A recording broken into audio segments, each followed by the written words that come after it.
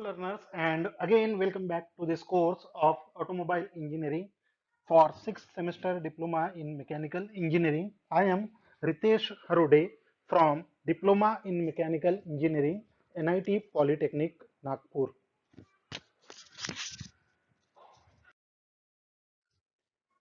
In this video lecture, we are going to discuss about the different alternative fuels which are available for the automobiles.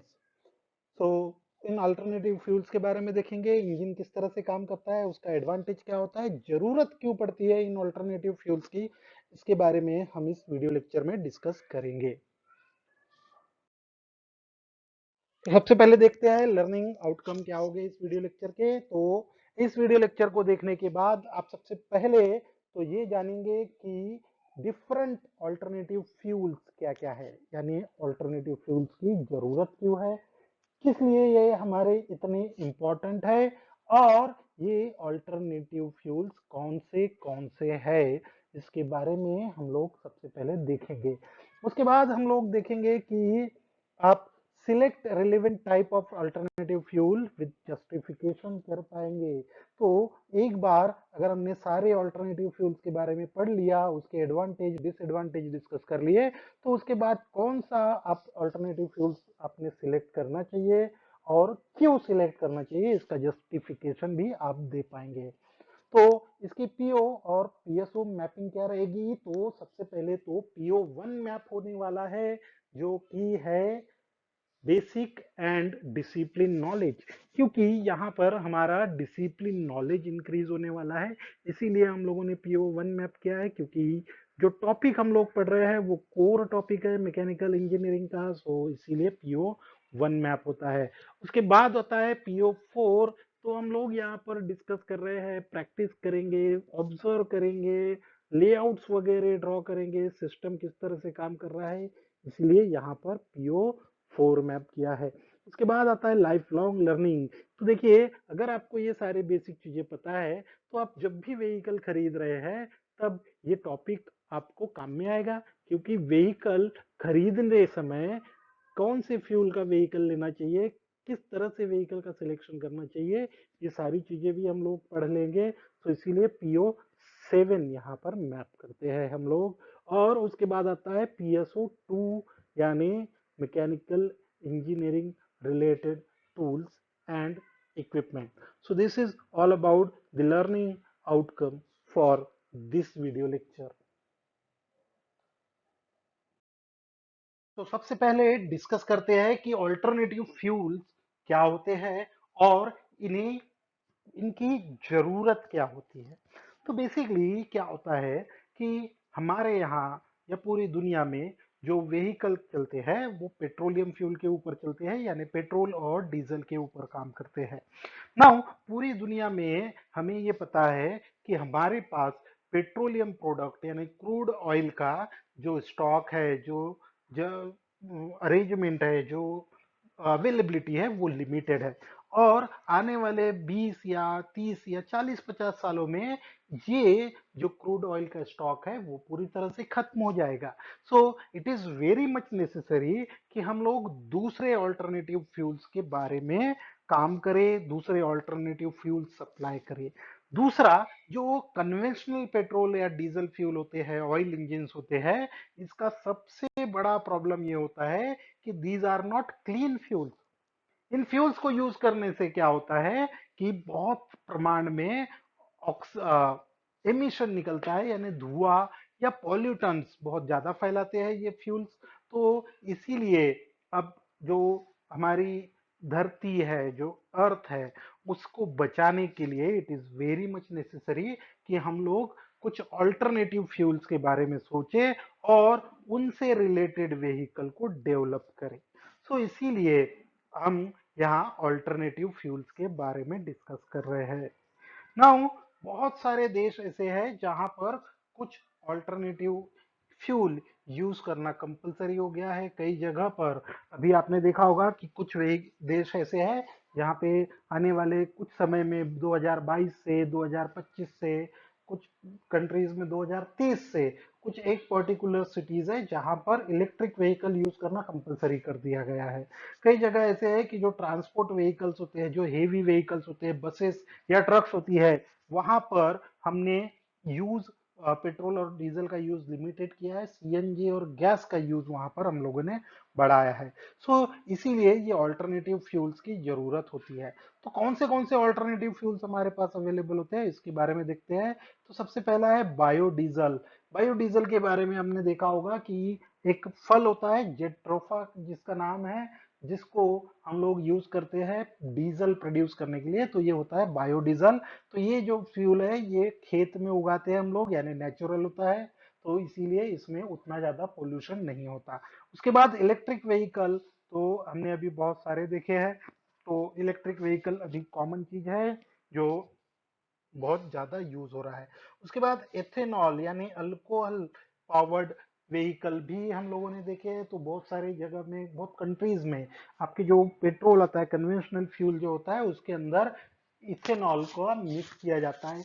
वैसे ethanol पे आप directly vehicle चला भी सकते हैं, पर उसकी इफिशिएंसी उतनी ज्यादा नहीं होती।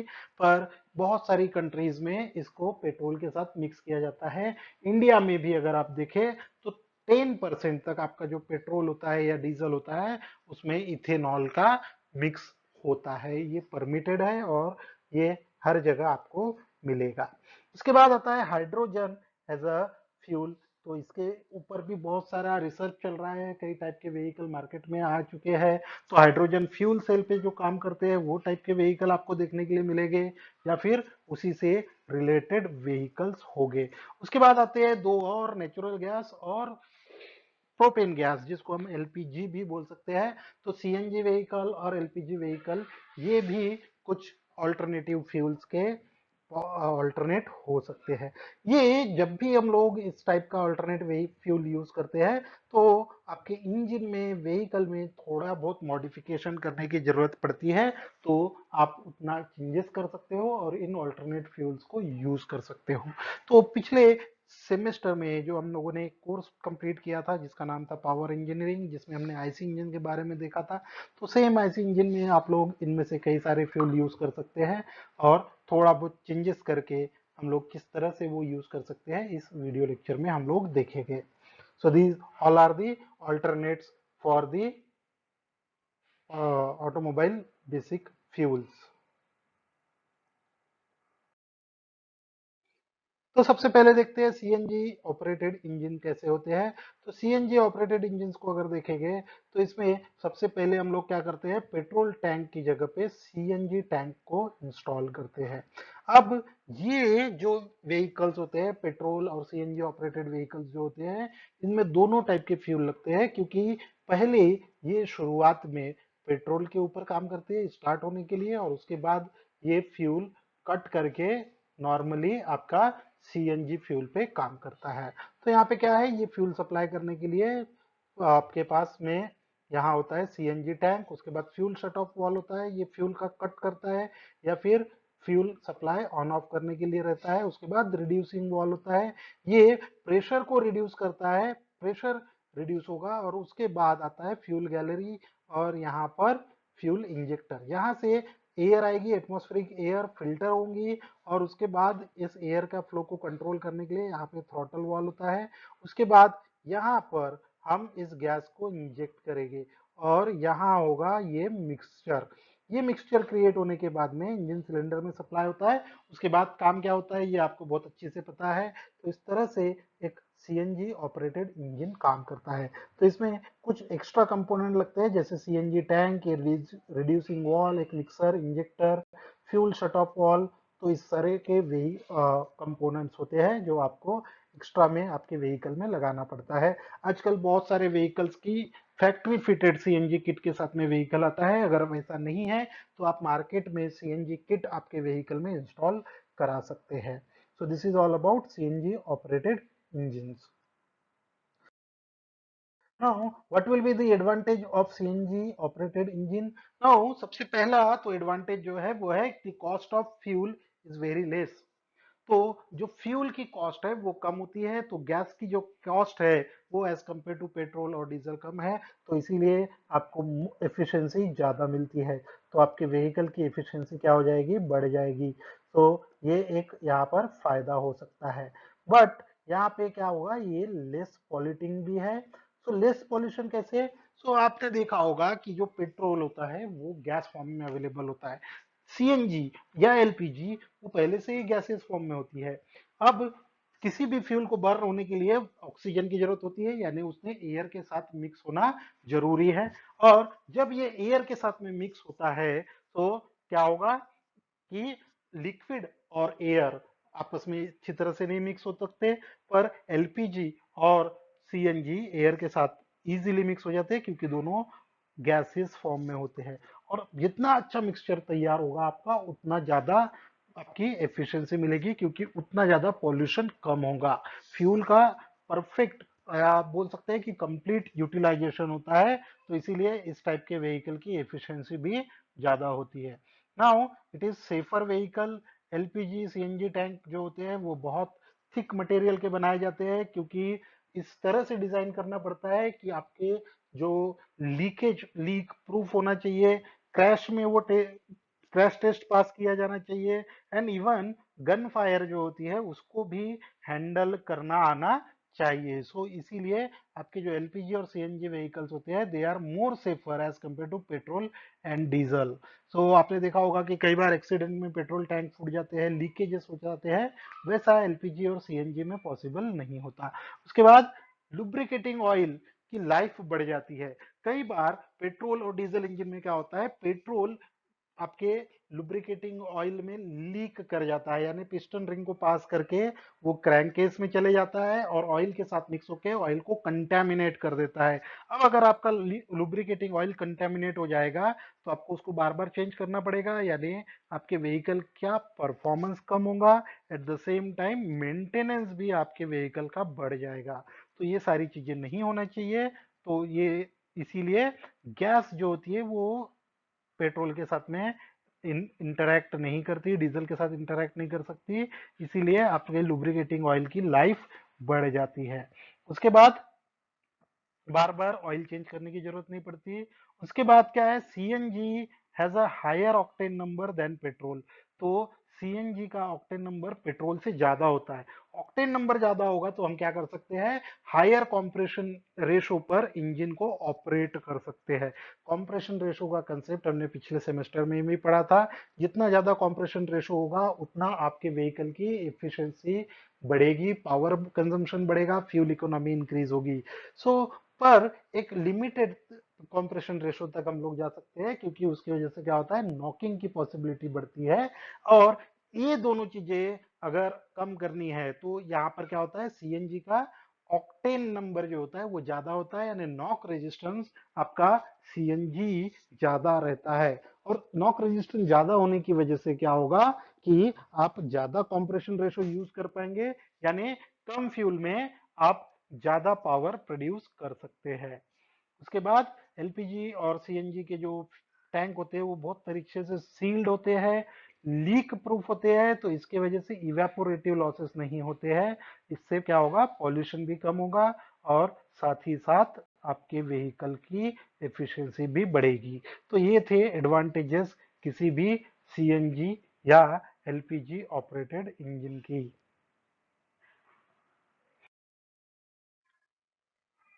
सो लास्ट में डिस्कस कर लेते हैं कि एलपीजी और सीएनजी ऑपरेटेड इंजन के लिमिटेशंस क्या क्या हो सकते हैं। तो सबसे पहला लिमिटेशन क्या है, space required for LPG cylinder and L CNG cylinder is more. अब जगह बहुत ज्यादा होती है, जगह आपको सिलेंडर जो होता है उसको लगाने के लिए जगह की ज्यादा जरूरत पड़ती है। अब आपका लिक्विड जो होता है वो छोटे टैंक में आ जाता है, पर गैसियस फ्यूल है, तो इसलिए उसको भरने के लिए आपको बड़े टैंक की जरूरत पड़ेगी। और ये बड़ा टैंक जो होता है जनरली लगाया जाता है डिक्की में, तो आपकी व्हीकल का बूट स्पेस क्या हो जाता है, खत्म हो जाता है, बूट स्पेस आपको नहीं मिलता। तो ये जो ज्यादा जगह लग रही है, बल्कि होने की वजह से व्हीकल का वेट बढ़ जाता है, ये एक प्रॉब्लम होता है। मोर रेटेड बड़ी बैटरी की आपको जरूरत पड़ेगी, क्योंकि आपको यहाँ पर क्या है, स्पार्क की जो इंटेंसिटी है वो ज्यादा अच्छी होनी चाहिए, इसीलिए आपके व्हीकल में बैटरी की रिक्वायरमेंट बढ़ जाती है, बड़ी बैटरी को आपको लगाना पड़ता है। और सबसे बड़ा जो प्रॉब्लम है कि it is not easily available. तो आपने देखा होगा, अगर नागपुर में भी आप देखें तो हमारे यहाँ हर जगह आपको सीएनजी पंप नहीं मिलते, बहुत कम नंबर ऑफ सीएनजी पंप होते हैं पूरी सिटी में। अगर आप लोग देखें तो गिनती के उंगली पे गिनने लायक पंप आपको नजर आएंगे। तो ये एक अवेलेबिलिटी एक इशू हो सकता है। दूसरा, साथ ही साथ कई बार इस टाइप के जो व्हीकल्स होते हैं इनका जो इनिशियल पावर हो सकता है यानी लोड कैरिंग कैपेसिटी, वो भी थोड़ी सी कम हो जाती है। So these all are the limitations of CNG and LPG operated engine. Now the next one is electric vehicle. अब इलेक्ट्रिक व्हीकल में क्या होगा? सो इलेक्ट्रिक व्हीकल में क्या रहता है कि इंजन की जरूरत नहीं पड़ती, इंजन की जगह पर एक इलेक्ट्रिक मोटर की जरूरत होती है। तो हम यहाँ पे क्या होगा, हमारे पास एक इलेक्ट्रिक मोटर होगा, उसके बाद एक इन्वर्टर की जरूरत पड़ेगी, बैटरी की जरूरत पड़ेगी, ultra capacitor and DC to DC converter की भी जरूरत पड़ती है। सो एक इलेक्ट्रिक व्हीकल में क्या होता है कि it is work on the principle of electric motor. तो आपके पास क्या है, व्हीकल को चलाने के लिए एक इलेक्ट्रिक मोटर की जरूरत पड़ेगी।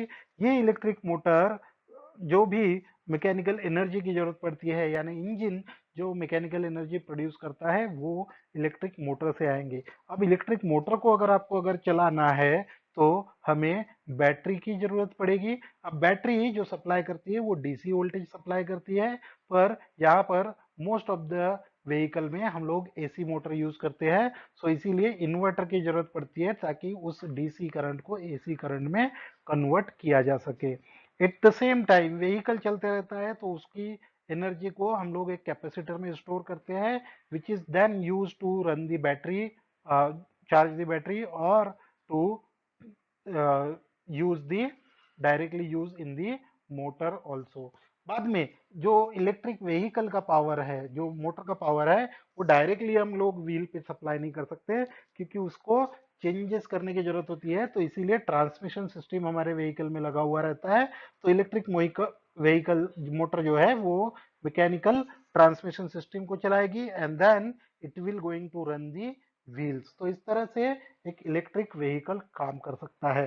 पर एक इलेक्ट्रिक व्हीकल का बहुत डिसएडवांटेज होता है, और सबसे बड़ा जो डिसएडवांटेज होता है किसी भी इलेक्ट्रिक व्हीकल का वो है कि इसकी रेंज।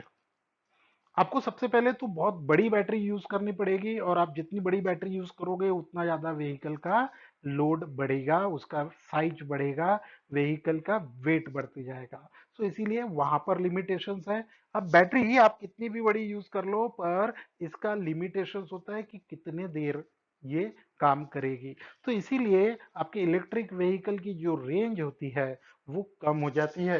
तो इलेक्ट्रिक व्हीकल की रेंज कम होने की वजह से क्या हो सकता है कि इसकी जो टॉप स्पीड है वो एक तो लिमिटेड होती है, आप मैक्सिमम स्पीड पे नहीं जा सकते।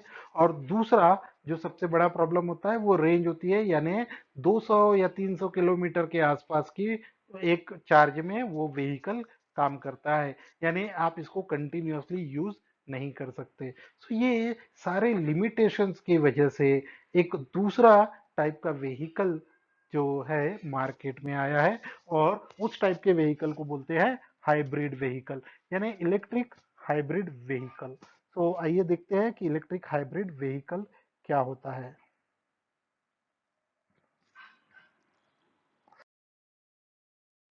तो अभी जो हम लोगों ने डिस्कस किया वो था कि इलेक्ट्रिक व्हीकल का लिमिटेशन। लिमिटेशन क्या होता है कि एक तो लिमिटेड रेंज होती है और लिमिटेड स्पीड होती है। सो यही प्रॉब्लम को सॉल्व करने के लिए इलेक्ट्रिक हाइब्रिड व्हीकल्स आते हैं। अब हाइब्रिड व्हीकल जहां पर भी वर्ड आता है हाइब्रिड, इसका ये मतलब है कि यहाँ पर दो पावर सोर्स होंगे। तो हाइब्रिड व्हीकल में क्या होगा, दो पावर सोर्स होते हैं। तो यहाँ हमारे पास क्या है, कन्वेंशनल इंजन भी है और एक इलेक्ट्रिक मोटर भी है।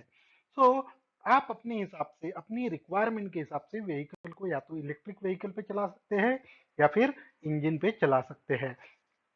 सो यहाँ पर क्या होगा, अगर आपकी बैटरी फुल्ली चार्ज है तो आप डायरेक्टली उसको कन्वर्ट करके, यहाँ मतलब इन्वर्टर रहेगा और इस बैटरी के पावर से आप डायरेक्टली इलेक्ट्रिक मोटर को रन कर सकते हो, जिससे कि आपका ये मैकेनिकल ट्रांसमिशन सिस्टम चलेगा और व्हीकल उस पावर पर काम कर सकती है।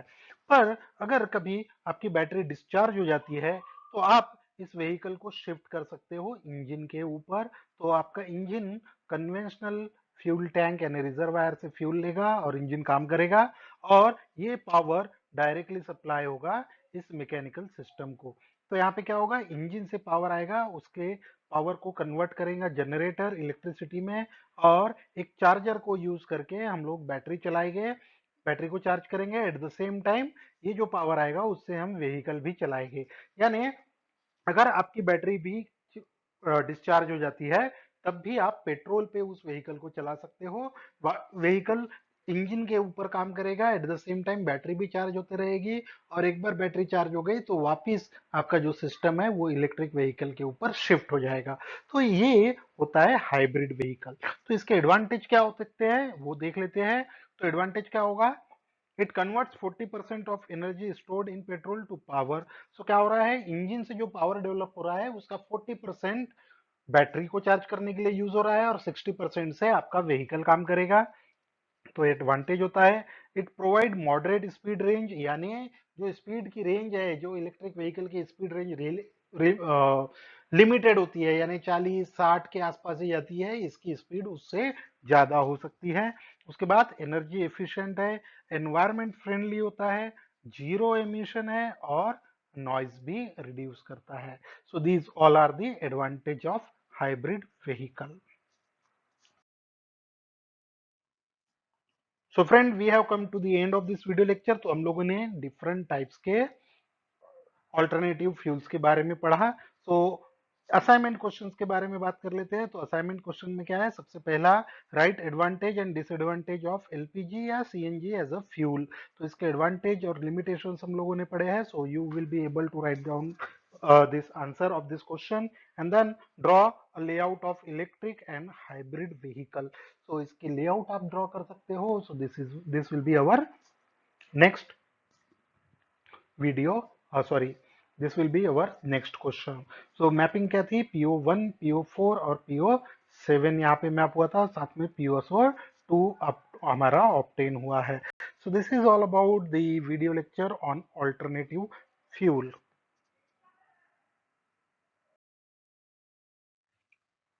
So in this way, we have come to the end of first chapter. We have completed our first chapter, that is introduction to automobile.